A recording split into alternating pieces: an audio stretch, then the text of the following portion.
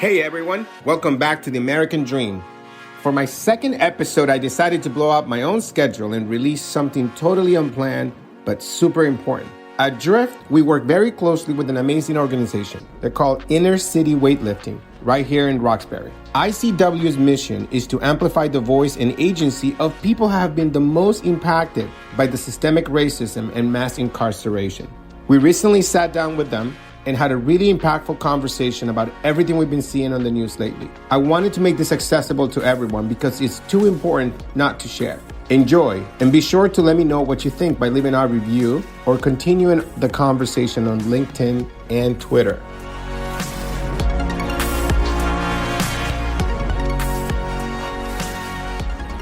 Welcome, Drifters, to this Lunch and Learn. Thank you so much for joining us today. I'm really psyched to be joined by a great team of people that belong to this amazing organization that I somehow stay close because Ian always calls me and John. So it's like I'm staying really close and I really appreciate what they do. I think they play a big part in Boston and they want to expand and do this all over the country, right? I think that everybody knows why we're here. We all see the media and the news every day, and there's just a lot of struggle in our society to help us understand how we should evolve and how should we grow as a society to really love and respect every single person in this country and to really address some of the systemic issues that have been going on for many, many, many years, right? I'm only familiar to this country since 1993. And so I don't have the background. I only have one of the perspectives, right? As a Latino immigrant. And I don't have all of the perspectives, but I really have come to learn in the past year more about what the journey of Blacks in this country has been and how difficult it is of a problem. And I think that David and I, you heard us, right? We don't want to be silent on the issue.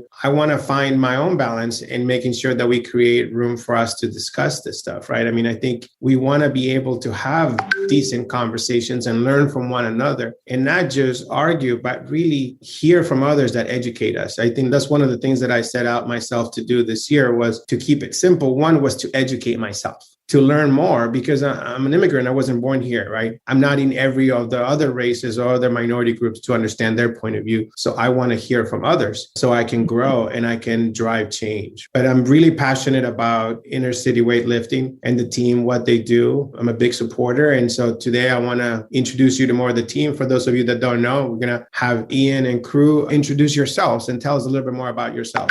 Quick intro, because then I'm going to have questions for each of you. Yeah, I'll introduce myself very quickly and I'll introduce everyone from ICW just to basically be more efficient. So my name is Ian Kilpatrick. I know a bunch of you on here. First of all, thank you, Elias, both for taking action when we first met a couple of years ago. You really made the workouts happen really fast. And I'm really excited to see how we've evolved to come to the point where we're collaborating with something like this. So I really appreciate your advocacy for our organization. So thank you. And thanks for everyone for showing up. So I'm the head of corporate partnerships. I do a little bit of everything though, like we all do at ICW. And I've been here for 3 years, and really what connects me, everything that I care about, it checks all those boxes. I really have always, since growing up, have really cared about racial equity and social justice. I love fitness. I've been a personal trainer for about 8 years now. And I really love creative ways of solving some of these social issues that we're going to talk about. And doing it through fitness kind of is the perfect overlap for me. So I love working for ICW. I love our model, how we really center the voices of those that are in our program and really try to tackle the bigger picture stuff while also helping on the ground level and meeting our students and the people in our program where they are in their lives and not trying to kind of put them into a cookie cutter program because it just doesn't work realistically for the people that we work with. So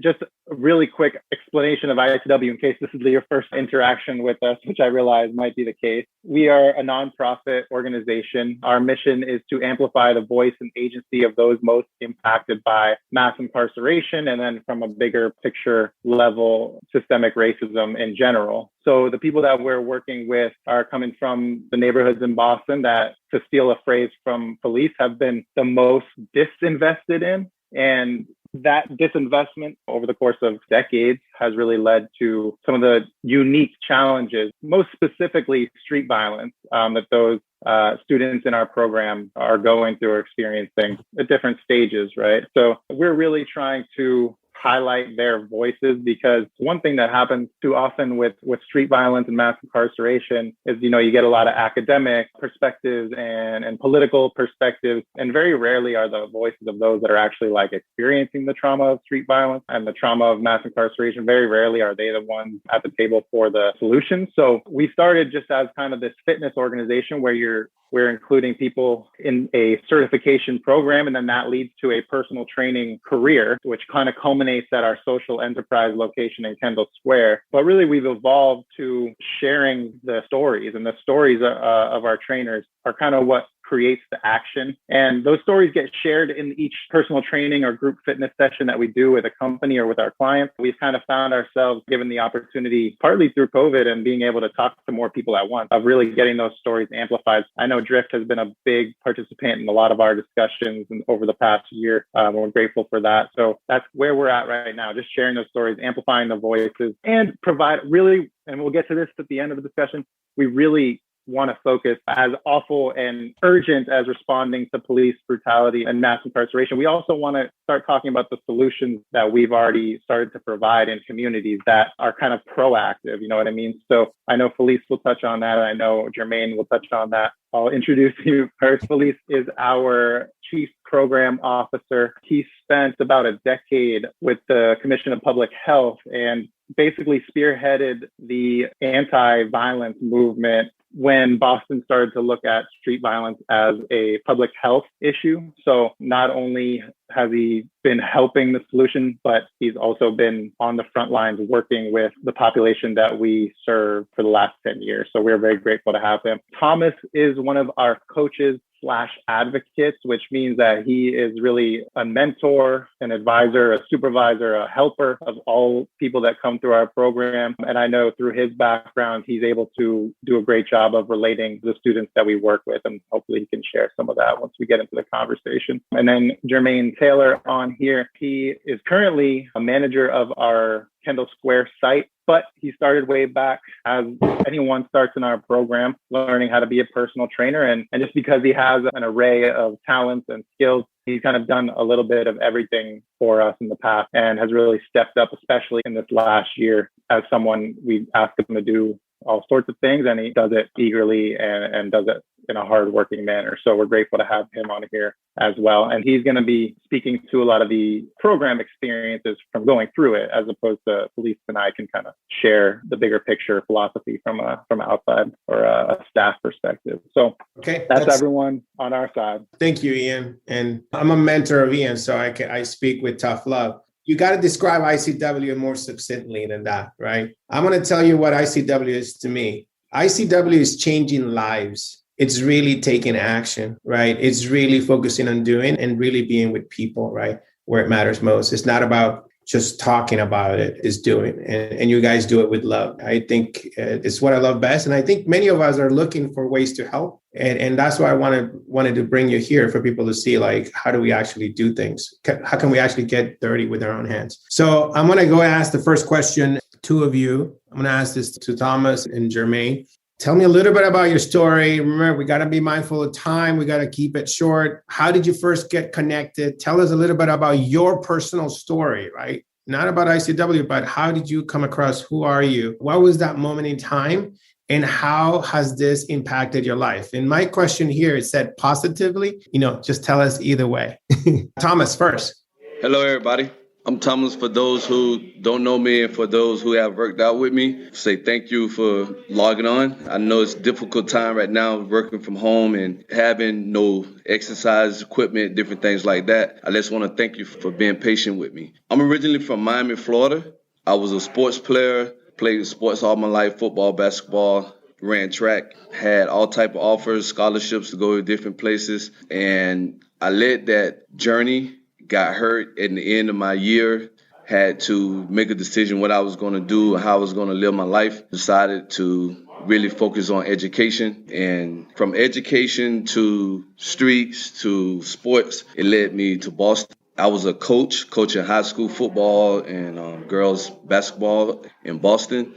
And I wanted to go a different avenue where I was with Boston Public Schools. And I wanted to do something different. And I ran across ICW, met a couple of guys that through the program, and they told me about it, and I felt like this is something that I want to be a part of. I wasn't always a good kid. I had trouble. I got incarcerated, selling drugs. House got raided. Got guns drawn on me, different things like that. So I lived the lifestyle a lot of these young men are doing now, and it kind of led me to it. I've been here for 3 years, and it's awesome, and I love it. I love just being able to be here for them when they need somebody to talk to, or asking different questions about things going on in their life. And it is special to me because I feel like I'm helping somebody with their life every day. Amazing story. Thank you, Thomas. Question. Simple one. It's like, having had that record growing up, having had made those choices, did that affect where you could get a job? And it was ICW different? Yes, it was. It was difficult because it's kind of tough to get jobs when you have criminal backgrounds and different things like that. ICW overlooks that, and they try to figure out a way to how they can help them get on their feet. And that's something that drew me to wanting to work for them, because it's like you're giving somebody a second chance. And just a quick thing to add to the succinct version of Elias for ICW. How do they change lives? They create a space for them to work out, to have a safe space, and then they teach them to be trainers, to then to have their own profession, so they can actually have their own job and run their own business, right? So there's a path for them to graduate out of it. And they take a lot of the crime. Most of the crime is in the inner city in Boston. They can actually change all of that if they had the right resources. It's manageable, right? We could do it if we had the right support from both the government and the community. Jermaine, same question to you. Tell us a little bit about yourself, your background, and how did you come to meet ICW and the impact that he has had in your life? Good afternoon. My name is Jermaine Taylor. I came in contact with ICW in 2012. I was freshly removed from an 8-year federal sentence. Prior to ICW, prior to the jail sentence, I grew up in inner city Boston, Dorchester. I was like a reputed gang leader. Eventually, the federal government kind of took us down, and that was the cause of me going in. While I was in, ICW was in its more infantile-like stages. It was like, a newborn, and a lot of my younger guys were a part of the core group that started with them. When I came home in 2012, John was very persistent. Like, he got my number from somebody else, and he just didn't stop calling me until I finally decided to come in. When I came in, I instantly, it's so genuine, you can feel it. It's almost tangible. Like someone mentioned before, they teach with love. I believe it was you. And that's like an understatement. For me, the fact that they individualized and dealt with everyone on a case-by-case basis, as opposed to having some universal metric, which is pretty much the general approach, it lit this sense of purpose in me that I felt Thomas just spoke about. It's like you have a sense of purpose. It's like, whoa, this influence I have, I would much rather use it to steer people in a better direction. I came in, I was a trainer. I was still, even though I wanted to do the right things mentally, I still lived in the neighborhood. I still had the same issues in regards to safety and such. I carried a firearm every day. I came to the gym with a firearm. I eventually got caught with that firearm and went upstate for 3 years. So then I came home with federal probation, upstate probation. Throughout all of that, ICW maintained its relationship with me. They visited me in jail, sent me books, pictures, comfort, and provided me with the hope of, hey, when you go home, we're not giving up on you. That was very imperative along my journey to becoming who I am today. Since then, this is my longest tenure home since my first time ever incarcerated. This is the highest position I've ever held in any type of employment. To succinctly put it, ICW is, I won't say single-handedly, but it's up there as far as how much responsibility and weight it holds in regards to the transition from me being like an inmate, a gang member, to me being like a member of society. Without it, I don't even think I'd be able to make the transition.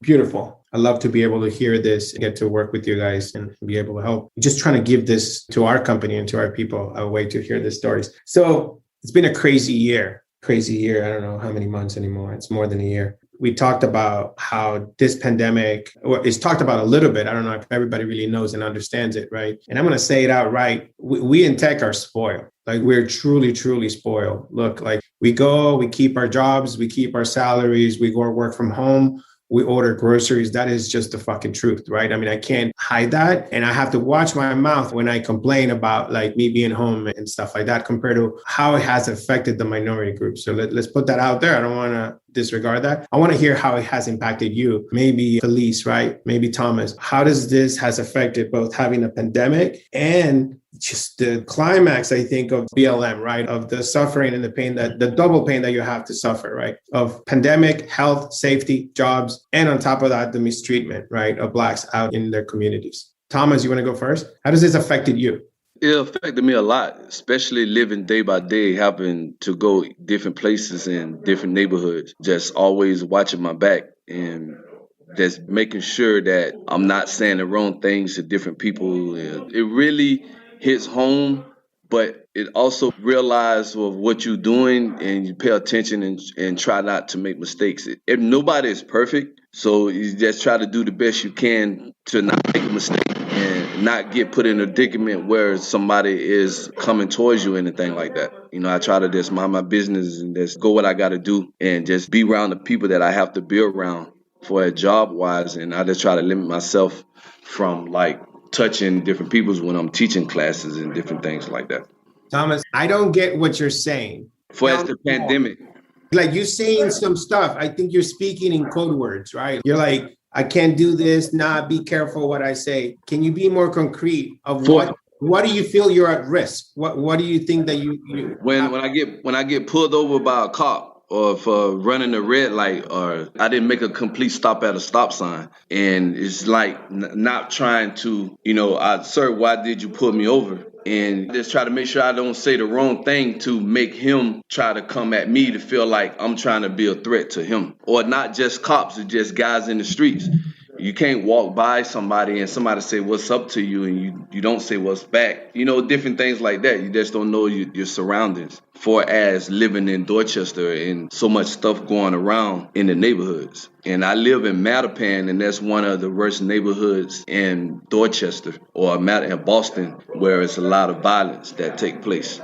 Yeah, I wrote about a story. I got pulled over with my sons and the cop came and yelled at me, put your hands where I can see them. And I just watched 13th, Ian, right? That we talked about it. And it was like, holy shit, this is what it feels like, right? This is like, you say the wrong thing. And now you tell me about Mattapan. My daughter is dating a guy in Mattapan and she goes out there and drives to visit. So I'm going to have to go with her. So in case somebody says what's up to her, this is real. Like I'm getting the goosebumps right now of like, I know what that feels like to be in the street and somebody comes to you and says, what's up? And you're like, I don't know what to say right now because this could break out into a fight any minute, right? And you could be on the losing end of that for many reasons, right? Felice, tell me a little bit about what's it been like for you, pandemic, BLM, being out there. What do you feel for your safety? Well, there's a couple different things. I think for the pandemic, I've lost 6 people just personally, myself, from the pandemic itself, from COVID. So I think one thing that the pandemics usually do is expose long-standing inequities, and this is no different. We deal with a vulnerable population. I'm from Roxbury, born and raised. And so when you talk about Boston, it's pretty much one of the most segregated cities in the country. And so when you're talking about the population that we serve and vulnerable people in the city, you really talk about Roxbury, Dorchester, and Mattapan. And in terms of the Black Lives Matter movement, for me, it's always been the lives part that's important in that statement. For me, it's not about when we're gunned down by the police, but actually how the quality of life while we're living. Like, how do people live? And how does institutional brutality deal with us on a daily basis? Not just about police brutality, but like our access to healthcare. Do we work 40 hours and not getting paid a livable wage in a city that's very expensive to live in? And so those are the things that ICW, one of the big reasons why I came to ICW was because it was an opportunity to do the ground level work with our people in the community, but also this parallel strategy, like fighting against the longstanding institutional disenfranchisement and disinvestment of my people. And so for me, it's been about obviously a lot of loss, a lot of change, but then it's also been about like how we move forward and how we figure this thing out and how we make people feel responsible, not just when they see George Floyd get killed by the police, but like, how do we explain to people that their vote matters and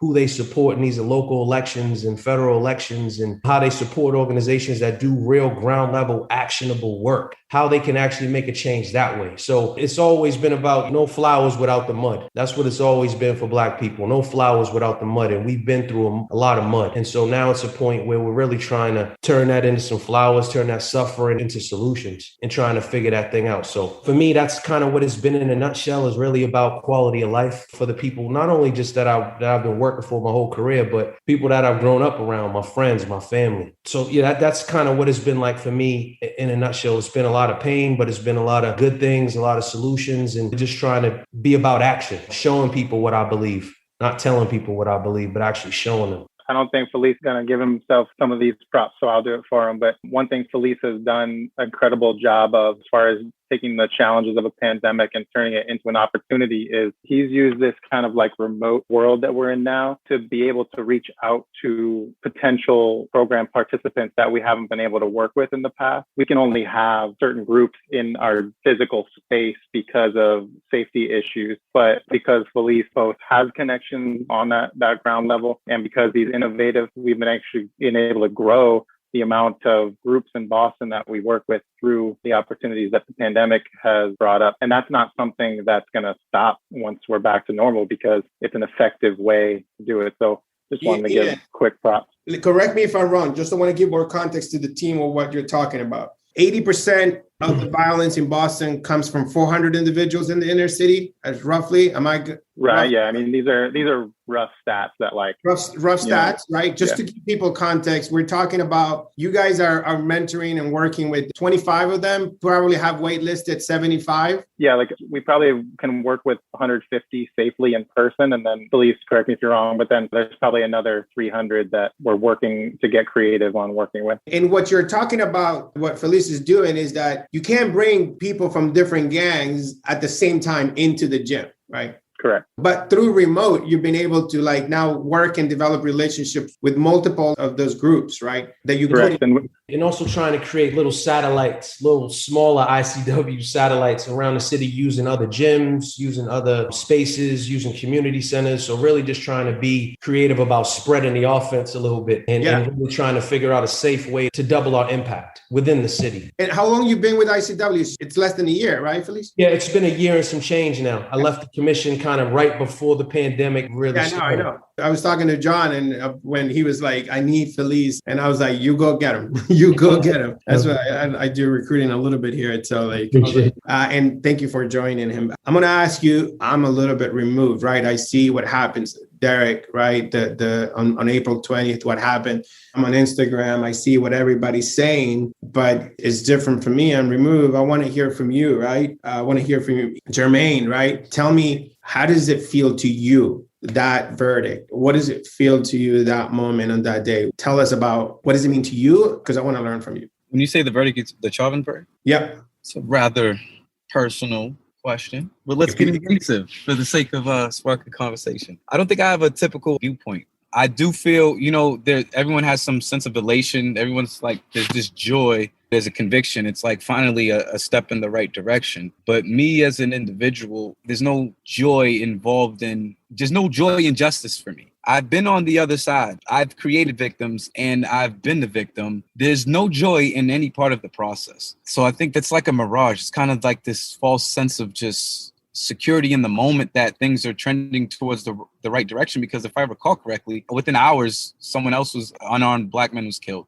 No, excuse me. It was a 15-year-old girl who had a knife who was killed by a police officer. The details are pretty sketchy about the situation, but it was like while people were in this celebratory mode, it instantly was dragged back down by the reality of, hey, we're still dying by the hands of police, by law enforcement. So for me, rather than ride the peaks and valleys, which is very emotionally draining and taxing, I'm kind of numb at this point. And it's just like, with all due respect, I hold everyone's life in high regard, but it's just another one and another one. And another one, and another one. I have a fiance, I have 2 children at home. That is my focus at this point. It's like I create a shell around them and I try to insulate them and I try to educate them. That's the best I can do. That's my contribution to the world. What comes from me, what I send out, it's going to be better than what's currently going on. As far as my opinion, I don't think having an opinion, for the sake of better words, it's very non-effective. Everyone has one. It's like an asshole at this point. I'm tired of the gossip. I'm tired of it's been going on since Trayvon for me. That's when I kind of got aware. It's a long time. So.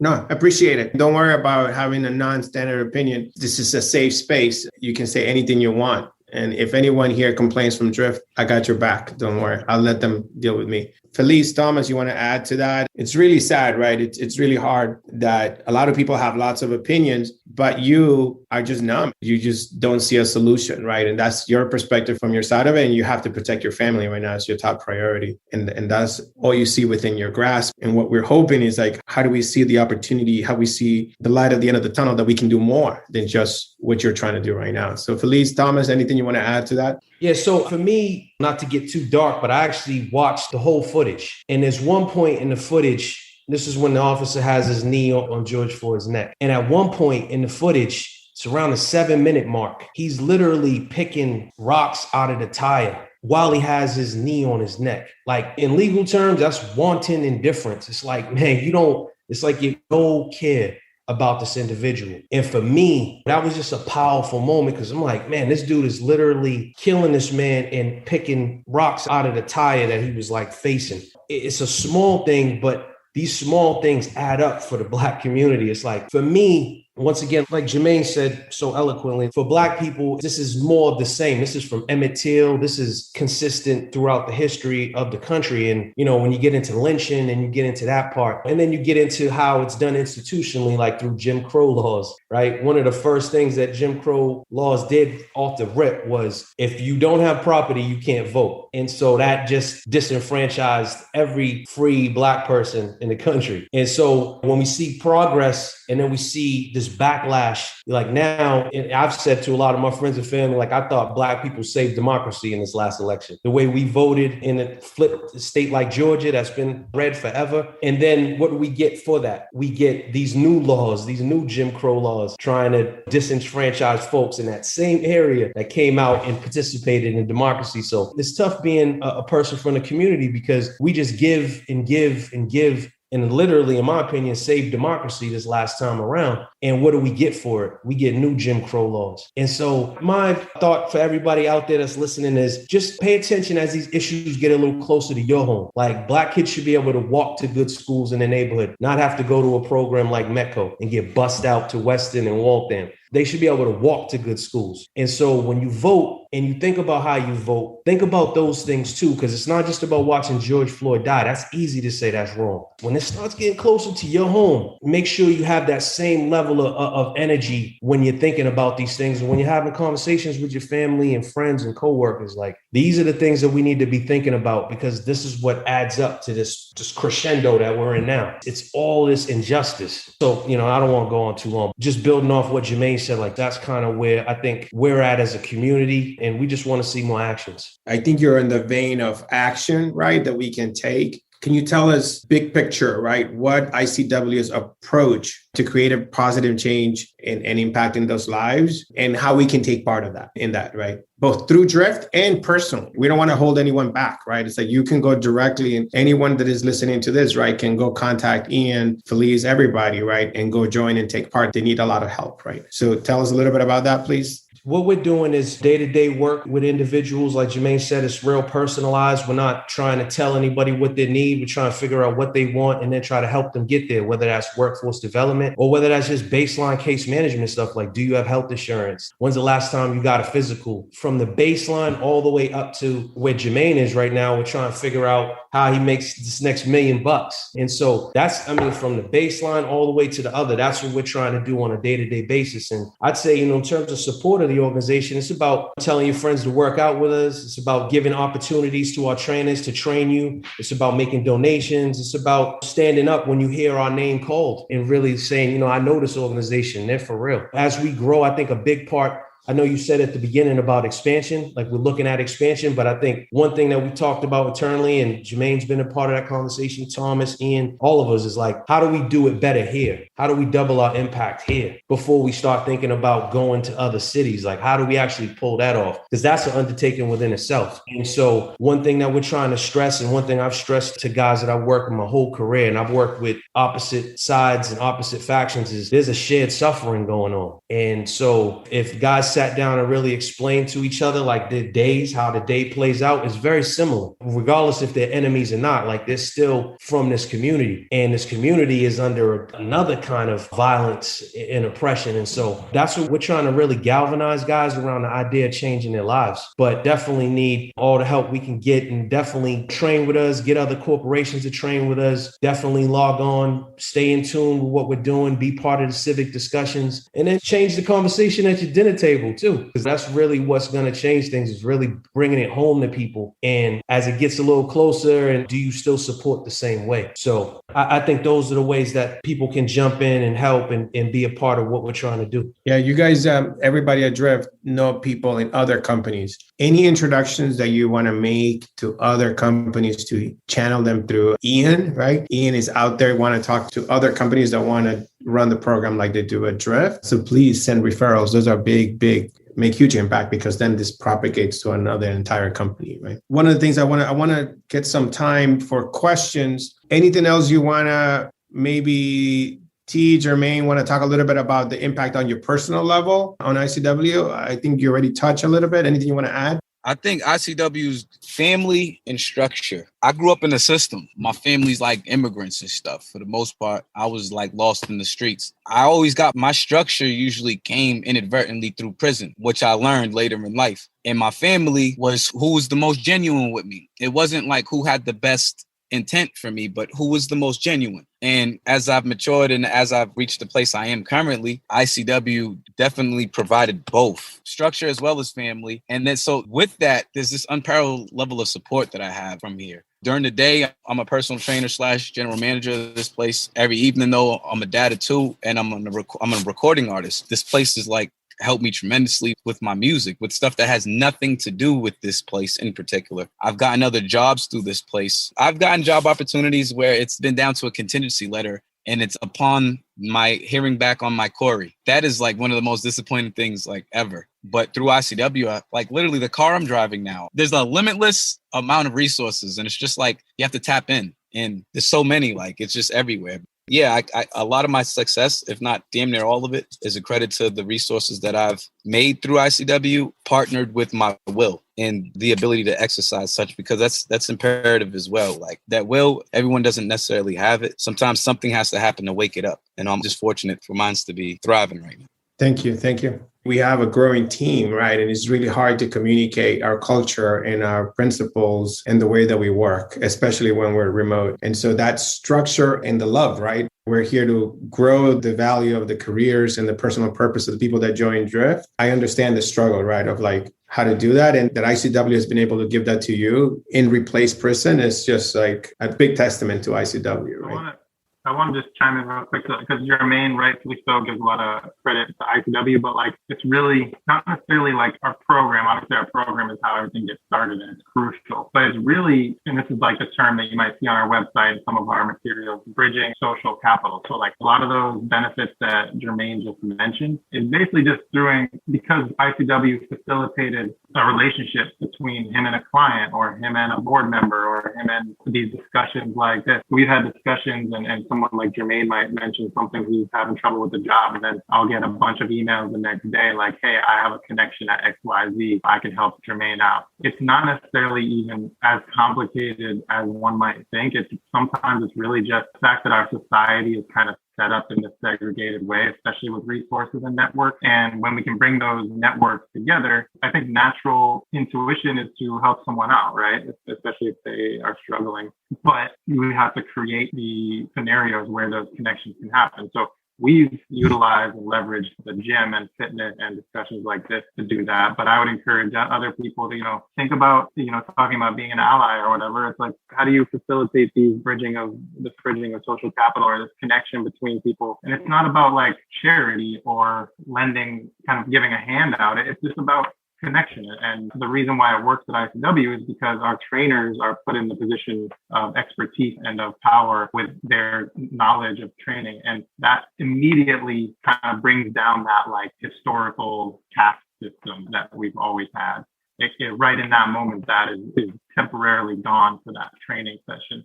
And so that's when real change happens. When you keep those structures in place in different scenarios, then it's going to kind of keep repeating, no matter how good people's intentions are. So I would be thoughtful. I know you all can be creative, but how can you flip those dynamics, or how can you create situations like this one in the real world where you're connecting with other people that are completely different? Appreciate you all. Thank you, ICW. Thank you, Jermaine, Felice, T. And thank you for being here with us. We want to keep working with you. And please, team, you have direct access to them. Take advantage of it and help out. Thank you so much. Thanks, Elias. Thank you. Thank you. Looking Thank to you, see guys. more of y'all in the workout next week. Exactly. That's right, T. Let's do some boxing. You know what I'm T.